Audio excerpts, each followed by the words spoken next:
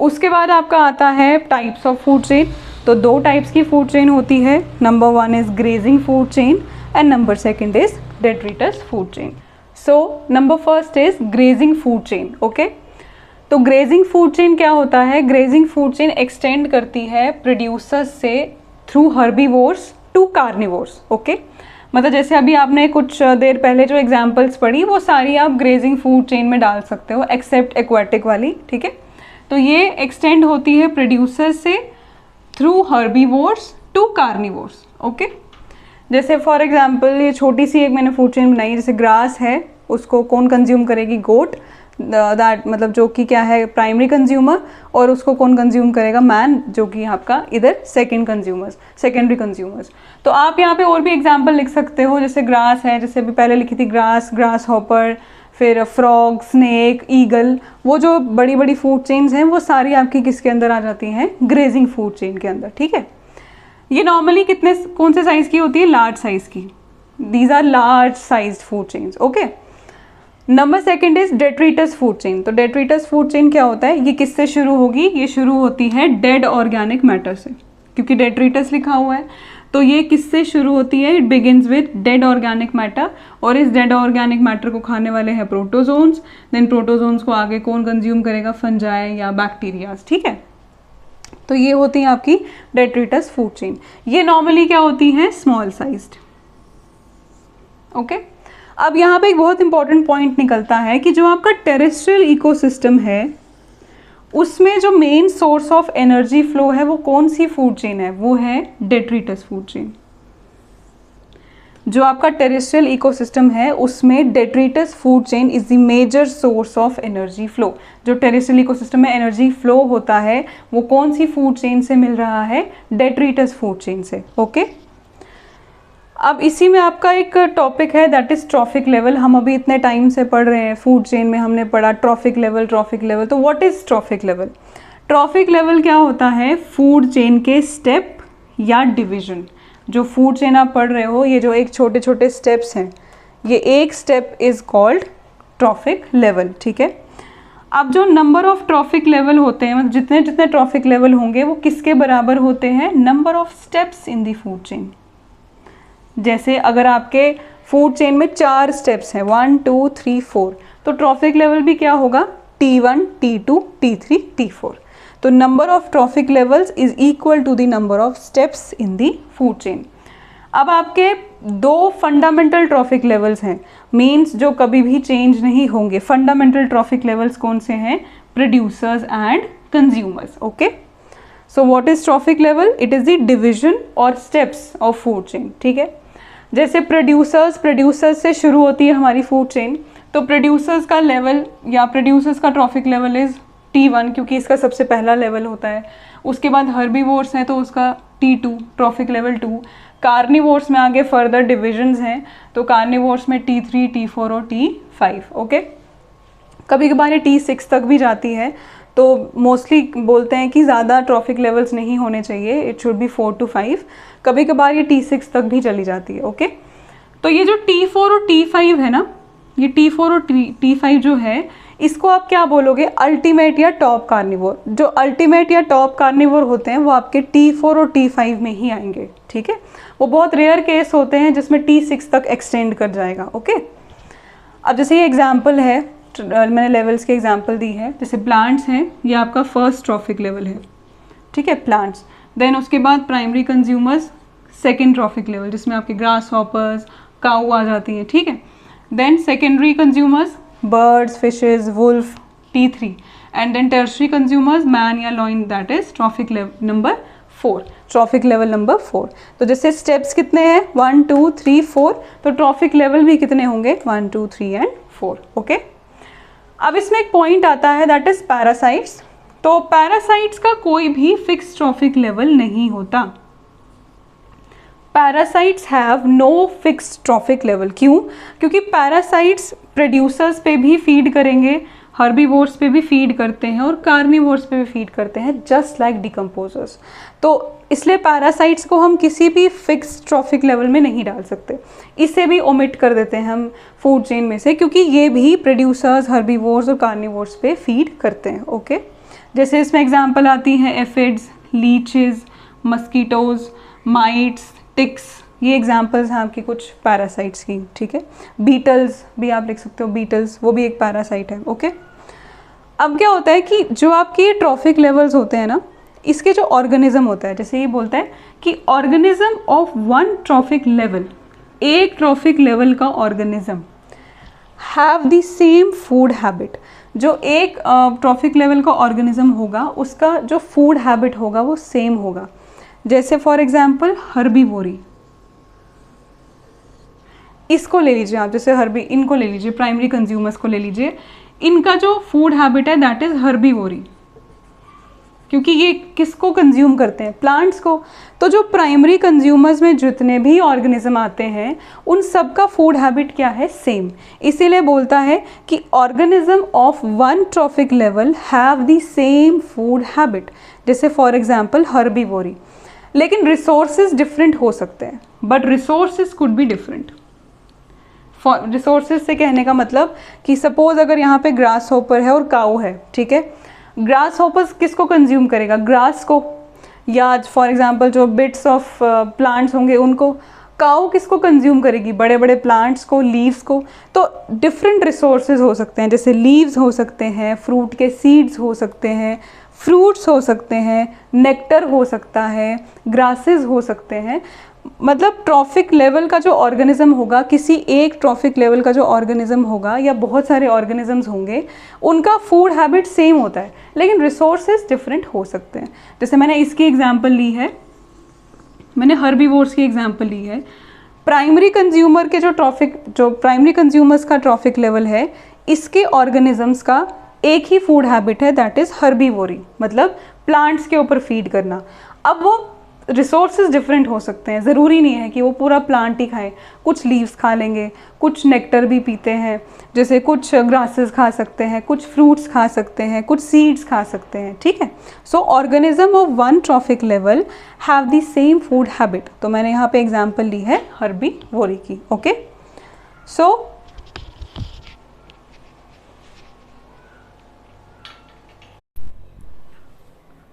यहाँ से एक डेफिनेशन निकलती है, that is known as guild, okay. So what is guild? Guild is actually a group of species belonging to a trophic level. मतलब एक trophic level में बहुत सारी स्पीशीज हो, ग्रुप ऑफ स्पीशीज हो, which exploits a common resource base, जो कि एक कॉमन रिसोर्स बेस को यूज कर रही हो इन अ सिमिलर फैशन। जैसे मैंने आपको हर्बीवोरी बताया कि एक ट्रॉफिक लेवल में जो ऑर्गेनिजम्स हैं उनका एक ही फूड हैबिट होता है, तो उसी से ये डेफिनेशन निकली है कि एक ट्रॉफिक लेवल में अगर ग्रुप ऑफ स्पीशीज होंगे, अगर वो एक कॉमन रिसोर्स बेस का यूज कर रहे हैं सिमिलर फैशन में, मतलब कोई उनके फूड हैबिट में कुछ चेंज नहीं आ रहा है, अगर वो एक सिमिलर फैशन में एक कॉमन रिसोर्स बेस का यूज कर रहे हैं, यूटिलाइज कर रहे हैं उस कॉमन बेस रिसोर्स को, तो उस पूरे प्रोसेस को या उस पूरे ग्रुप ऑफ स्पीशीज को आप क्या बोलते हो, guild. For example nectar feeding birds means जितनी भी बर्ड्स हैं जो नेक्टर पे फीड करती हैं, तो मैं बोल सकती हूँ कि ये बर्ड्स का एक गिल्ड है। जैसे ग्रेजिंग एनिमल्स, जैसे शीप, काउ, जो चरती हैं, जो घास चरती हैं या प्लांट्स के ऊपर फीड करती हैं, तो मैं बोल सकती हूँ कि ग्रेजिंग एनिमल्स का क्या है, गिल्ड है।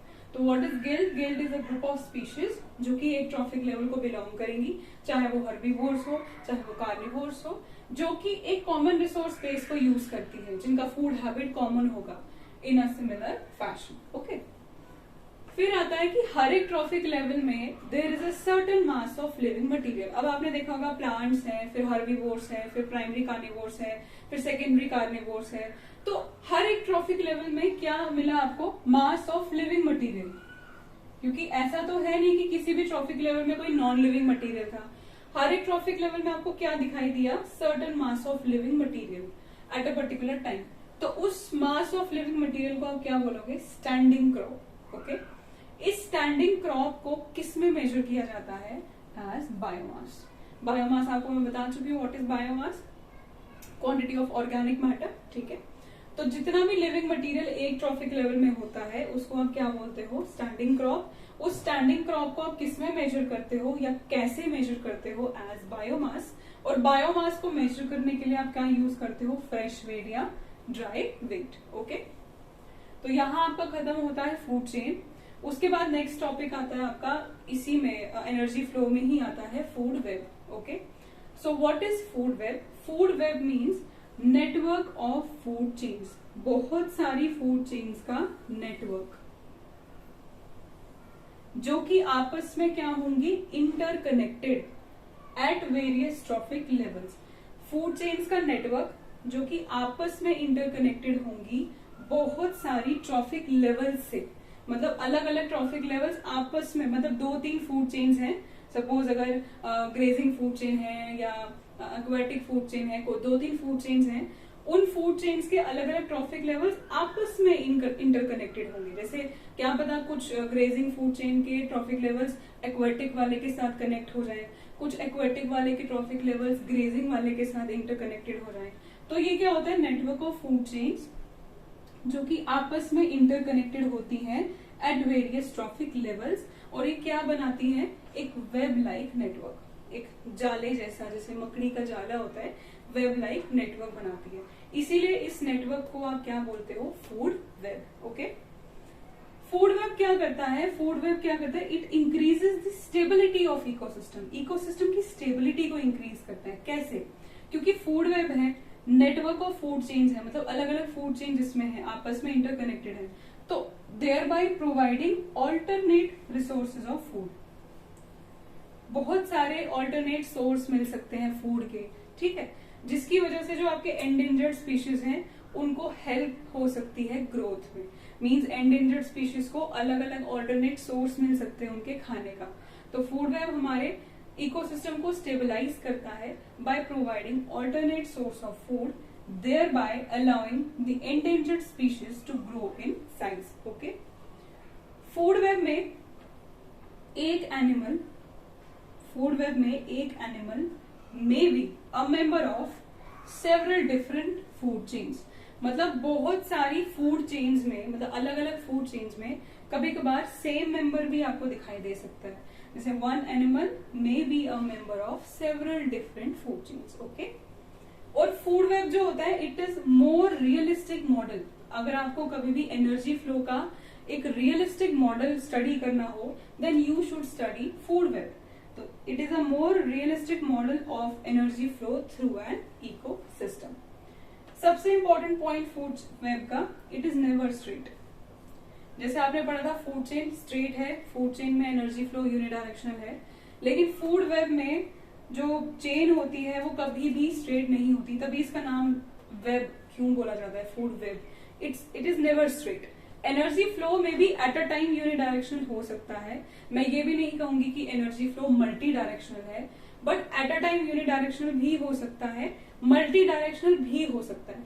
आप दोनों में से कोई एक चीज नहीं बोल सकते एनर्जी फ्लो के लिए। जैसे energy flow at a time unidirectional भी जा सकता है। अब अगर जैसे कनेक्शंस हैं डिफरेंट फूड चेन्स के, मे बी वो मल्टी डायरेक्शनल भी हो सकता है, लेकिन फूड वेब स्ट्रेट कभी नहीं होगा, ये हमेशा एक नेटवर्क ही फॉर्म करेगा अलग अलग ब्रांचेस की तरह, कभी भी ये स्ट्रेट नहीं होता। ओके, जैसे ये आपके एक एग्जांपल है फूड वेब की। जैसे देखिए ग्रीन प्लांट है, इस ग्रीन प्लांट को गोट खा रही है, इस गोट को आगे जैकॉल खाएगा, इस जैकॉल को आगे कौन खा लेगा, lion. Okay, lion being a top carnivore. अब इस गोट को डायरेक्टली लॉइन भी खा सकता है, ठीक है, ग्रीन प्लांट को रैबिट खा रहा है, इस रैबिट को ये जैकॉल भी खा सकता है, इस रैबिट को ये लॉइन भी खा सकता है, ठीक है। अब यहां से आप एग्जांपल देखिए, वन मेंबर या one animal can be a member of different food chains, अलग अलग फूड चेन्स का एक एनिमल मेंबर हो सकता है। ये देखिए one animal may be a member of several different food chain. जैसे देखिए ये एक फूड चेन जा रही है, ग्रीन प्लांट, रैबिट, जैकॉल, ठीक है, green plant, rabbit, lion, green plant, rabbit, wild cat, line.